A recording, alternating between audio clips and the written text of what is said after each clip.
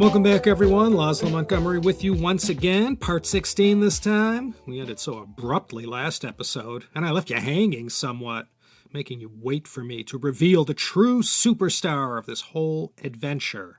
Someone who not only ensured the success of Robert Fortune's trip, but had no small impact on the world of botany, horticulture, and a whole lot more. The real star of this mission wasn't so much Fortune as much as it was Dr. Nathanial Bagshaw Ward, 1791 to 1868. In the 1830s, Ward invented an airtight glass and wood case that could be used to transport plant species that grew in almost any climate over long distances. Basically, this device is what we know today as a terrarium. In 1829, Ward placed some soil and dried leaves in a sealed glass bottle. He also inserted the pupa of a sphinx moth. He did this with the intention to observe the moth emerge from the cocoon. But unexpectedly, he observed a fern and some meadow grass beginning to sprout from the soil. This accidental discovery led Ward to conclude that plants enclosed in sealed glass containers could survive for long periods without watering. He continued his experiments for the next 4 years, and with this knowledge he went on to design these sturdy, glazed cases that would be able to transport plant specimens from one end of the world to the other. By 1833, his invention had successfully shipped plant specimens from London to Sydney. Ever since the dawn of the age of exploration, these adventurers tried like crazy to bring back to their lands all these flora specimens they found overseas. But all that salty air on the voyage back killed everything. In 1842, Ward published a book on the growth of plants in closely glazed cases, which laid out how this all worked and why. And he never patented it or tried to get rich off his discovery. He just shared this incredible new technology with whoever wanted it. The British East India Company, of course, took great interest in this book. I bet they would have patented it. Up to Robert Fortune's time, whenever plant hunters brought cuttings and samples back to the home country, most everything died on the way. With these Wardian cases, as they were called, as long as you didn't break the seal and kept the interior environment the same as when you first sealed it, the plant inside would keep growing and thriving. This meant that now the risk of hauling live tea plants from China to India, or for that matter, to London, would be no big deal. With this knowledge and with the help of these Wardian cases, Fortune had been able to haul back a nice bounty of specimens to the Royal Horticultural Society. So let's get back to Fortune's adventures. From his book of his travels, 3 Years' Wanderings in the Northern Provinces of China, he had this to say about the secrets of turning freshly picked tea leaves into the finished product. Fortune wrote, quote, "The mode of gathering and preparing the leaves of the tea plants is extremely simple. We have so long accustomed to magnify and mystify everything related to the Chinese that in all their arts and manufactures we expect to find some peculiar, out-of-the-way practice, when the fact is that many operations in China are more simple in their character than in most other parts of the world. To rightly understand the process of rolling and drying the leaves, which I'm about to describe, it must be borne in mind that the grand object is to expel the moisture and at the same time to retain, as much as possible, of the aromatic and other desirable secretions of the species. The system adopted to attain this end is as simple as it is efficacious." End quote. This book that Fortune wrote about all his wanderings around this time, 1843, 1844, 1845, really is great reading. Back in 2016, when I launched the Chinese Sayings podcast, I also launched this other podcast called the China Vintage Hour, and I read several excerpts from this book. Alas, the market for those who love to sit around and listen to someone like me read from antiquarian books wasn't as great as I thought. Great stuff, though, if you like that sort of thing. From this initial sojourn to China, Fortune brought back invaluable information that was used to make advances not only in botany but in commerce as well. These chaps, like Robert Fortune, were the real Indiana Joneses of their day. They went out into the wild, mixed with the natives, risked their lives, and carried out these amazing adventures, all for the sake of science or some noble cause.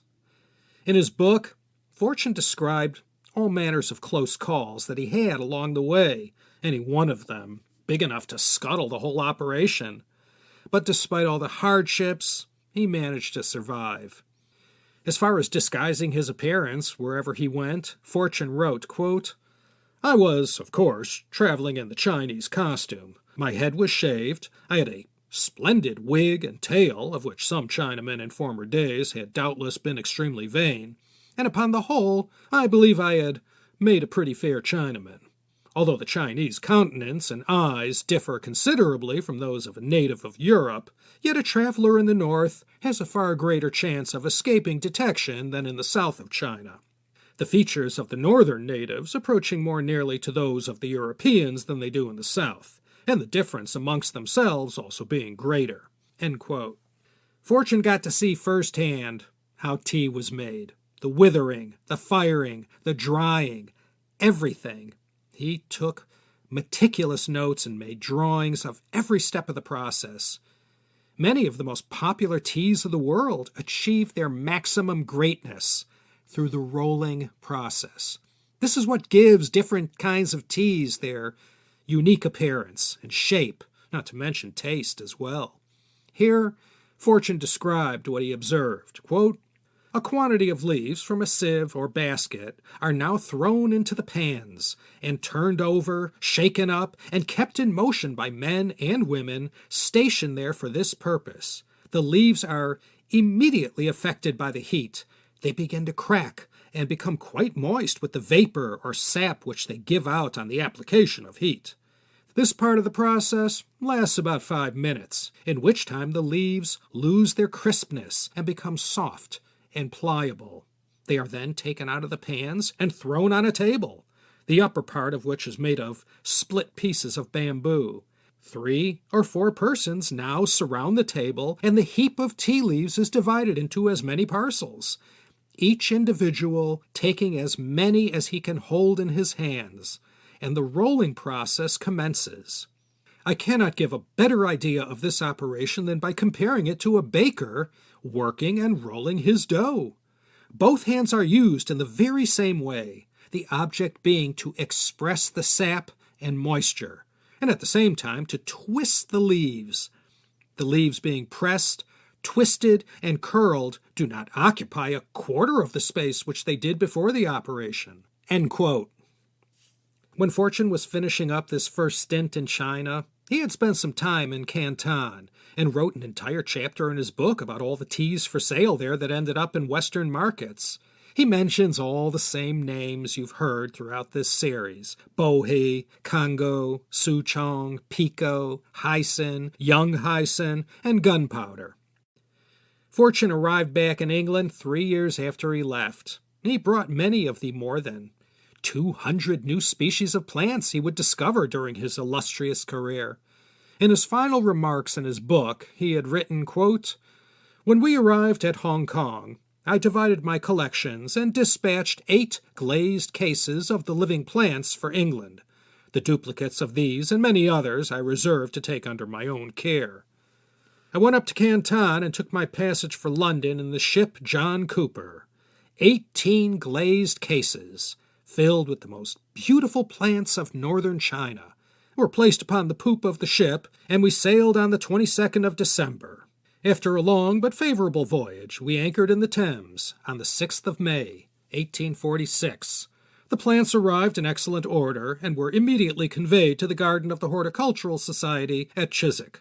Already, many of those which I first imported have found their way to the principal gardens in Europe, and at the present time, October 20th, 1846, the anemone japonica is in full bloom in the garden of the Society at Chiswick, as luxuriant and beautiful as it ever grew on the graves of the Chinese near the ramparts of Shanghai."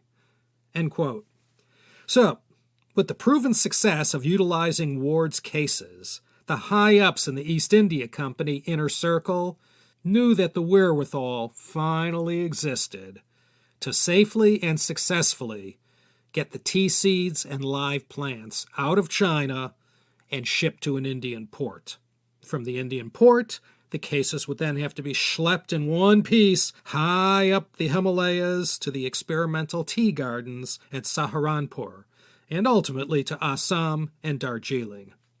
By the 1840s, early efforts to successfully grow tea in the Himalayas were coming along quite nicely. The EIC now had the confidence to carry out, by our modern definition, a kind of corporate espionage. To quote from Sarah Rose's book, For All the Tea in China, quote, "Tea met all the definitions of intellectual property. It was a product of high commercial value. It was manufactured using a formula and process unique to China, which China protected fiercely, and it gave China a vast advantage over its competitors." End quote. So the EIC went to Robert Fortune, still basking in the afterglow of his successful China operation. In order to entice him into taking on this mission impossible, they offered to pay him 5 times his current salary, plus transport to and from China. They approved all his reasonable expenses, and best of all, as far as Robert Fortune was concerned, anything else that he picked up along the way, as far as new species of plants, including the seeds, that belonged to him. All the honorable company wanted out of him were live tea plants and enough tea seeds to kickstart the whole Indian tea operation. If they were going to scale this tea venture in India, they were going to need a lot of seeds. Over 100,000 if they could get their hands on that much. Another part of the EIC's plan involved procuring trained tea masters from China to come to India to consult to the British and Indian planters based there. They were hot for all the fine points to growing and processing the tea. And not only the tea experts were required, Fortune was told to bring back any and all tools and implements used in the manufacturing of tea. Up to this point, Governor General Harry Harding had 600 acres of local tea under cultivation in India that, as I said, showed promise but wasn't exportable quality yet. A lot of that was due to the software. They had the tea bushes, which was a start, and these were the Assam varietal of the Camellia sinensis tea bush. Remember from Tea Part 1, you have the China, Assam, and Java varietals of the Camellia sinensis tea plant. So when 1848 rolled around, Fortune was successfully recruited by the EIC to go in and do their dirty work. Sarah Rose quoted the EIC's instructions sent by letter to Fortune. Quote, "Besides the collection of tea plants and seeds from the best localities for transmission to India, it will be your duty to avail yourself of every opportunity of acquiring information as to the cultivation of the tea plant and the manufacture of tea as practiced by the Chinese on all other points with which it may be desirable that those entrusted with the superintendence of the tea nurseries in India should be made acquainted." End quote. Fortune very strongly believed that tea was a substance so important to humankind that it shouldn't be controlled by a single supplier. He went to his grave believing he didn't do anything wrong. So Fortune's mission impossible, should he decide to accept it, was to get as many live plants as possible out of China, along with a huge quantity of seeds. Just like that. And while he was at it, he also had to procure sufficient tea masters to bring all those brain cells to India and show everybody how they turned all those freshly picked leaves into that magical cuppa that only they knew how to do. Everyone has their price, I guess, and procuring the experts to teach the secrets ended up not being that difficult at all. By the fall of 1848, Robert Fortune was dressed up like a 1940s Hollywood movie star yellow-facing a Chinese person, just like last time he was in China. If anyone got too close, there was a chance they might mistake him for a foreigner wearing a Chinese getup. so he had to be as low-key and aloof as possible. Together with his A-team of servants and his trusty guide, a local from the Wuyi mountain area, he took off first in the direction of Zhejiang and Anhui. The Wuyi Mountains would follow.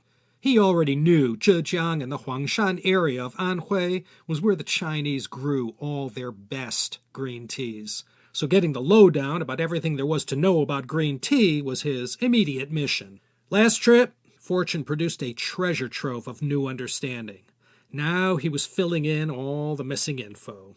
He learned quickly about the withering process that was so critical to green tea. He noted that as soon as the tea leaves were plucked, they were taken to a central location and spread out over these large rattan plates and allowed to dry anywhere from 1 to 2 hours. Fortune vividly noted everything he observed as the raw material was passed from process to process. Since green tea involved the least amount of processing, this was easier than when he was trying to figure out the black tea process.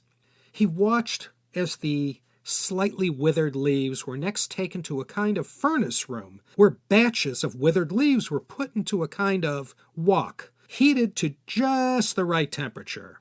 No thermostats back then, and they were still using wood fires. The tea master mixing the leaves in that heated wok had to maintain that fire so as to heat the wok to the optimum setting possible. No manuals were written about how to do this. It was something passed down from parents to children, and in time, you just knew how to do it perfectly.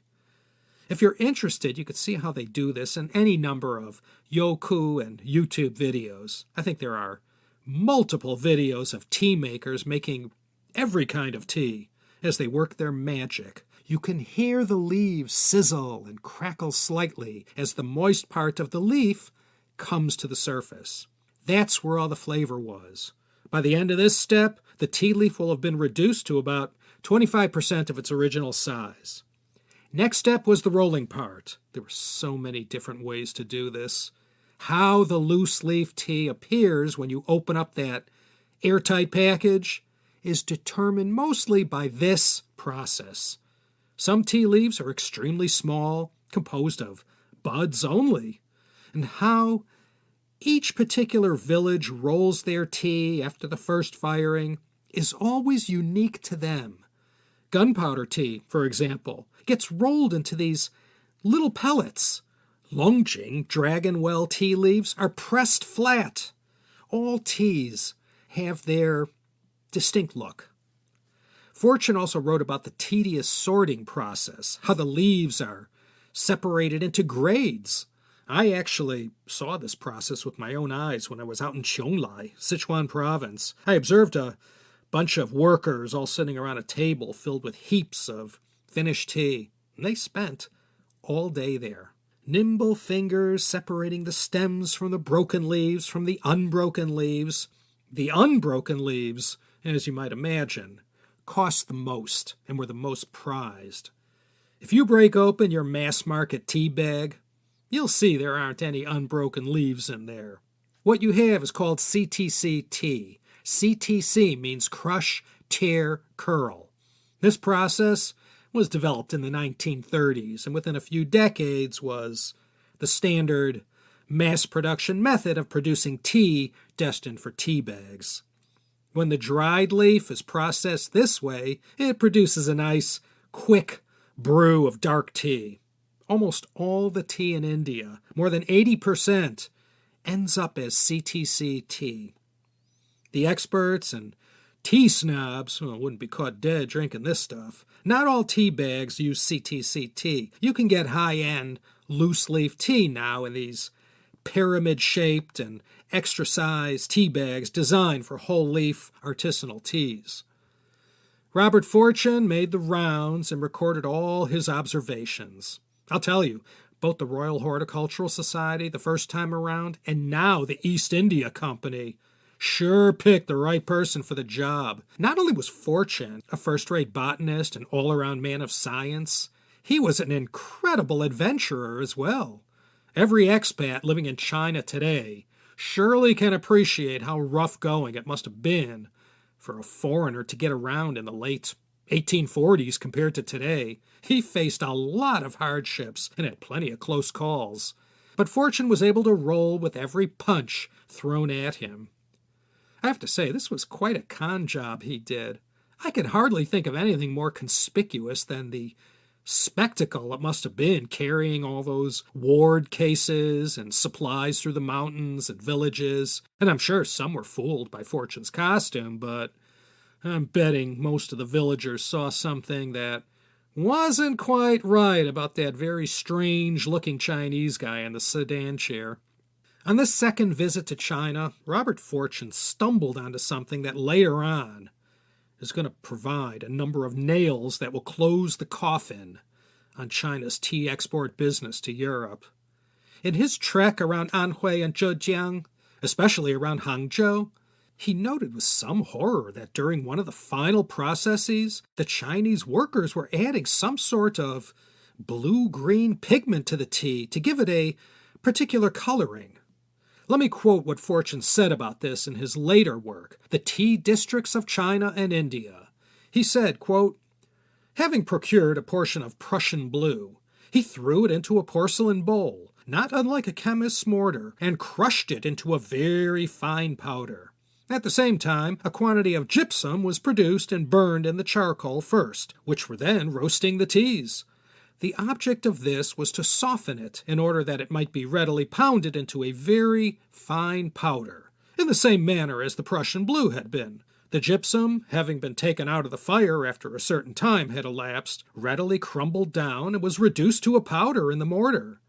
These two substances, having been thus prepared, were then mixed together in the proportion of 4 parts of gypsum to 3 parts of Prussian blue, and formed a light blue powder, which was then ready for use. This coloring matter was applied to the teas during the process of roasting." End quote. Ain't that something? Incredible that Fortune stumbled on this. Prussian blue, if you never heard of it before, is a pigment that's derived from hydrogen cyanide, if that gives you any hint about whether or not it should be used as an additive in the tea manufacturing process. Fortune also wrote, quote, "One day an English gentleman in Shanghai, being in conversation with some Chinese from the green tea country, asked them what reason they had for dyeing the tea and whether it would not be better without undergoing the process. They just remarked that, as foreigners seemed to prefer having a mixture of Prussian blue and gypsum with their tea to make it look uniform and pretty, and as these ingredients were cheap enough, the Chinese had no objection to supply them, especially as such teas always fetched a higher price." End quote. Well, doing a little arithmetic, Fortune had been able to figure out that the typical green tea drinker in the Americas or in England had by this time consumed about half a pound each of Prussian blue and gypsum. Wait till that word gets out. The next stop for Fortune was to Wuyishan, arguably China's most celebrated area for tea. There he enjoyed the convenience of shacking up at his aide's residence. I'm not saying much about this local guide, surnamed Wang, but he was quite an interesting and conniving soul. Sarah Rose gives some nice descriptions about this Mr. Wang. He was a tea producer himself, local to northern Fujian, and was invaluable to Robert Fortune as a fixer for everything he needed. Fortune set up his operation at Wang's residence and began at once gathering plants and seeds. This was supposed to be a 3-week operation at most in the Wuyi Mountains. Let me quote Fortune as he beheld the splendor of the Wuyi Mountains. Quote, "For some times past I had been, as it were, amongst a sea of mountains, but now the famed Bohe Ranges lay before me in all their grandeur, with their tops piercing through the lower clouds and showing themselves far above them. They seemed to be broken up into thousands of fragments, some of which had the most remarkable and striking outlines." End quote. Fortune observed an army of tea pickers, all women, who worked these tea gardens scattered all over the Wuyi Mountain area. They worked sun up to sundown, April through October. Each tea bush would be picked over every 10 days. only the tea leaves from the tips were plucked. A good picker, he noted, could pick 30,000 tea shoots a day. Approximately 3,200 shoots equaled a pound, and that amounted to about 10 pounds a day per picker. At a 4 or 5 to 1 ratio of fresh leaves to fully processed, that wasn't a lot of tea per picker. That's why you had to have a lot of them. 人多好办事. Chairman Mao once said that, and he sure was right in this instance. The more people you have doing a job, the easier it is to get things done.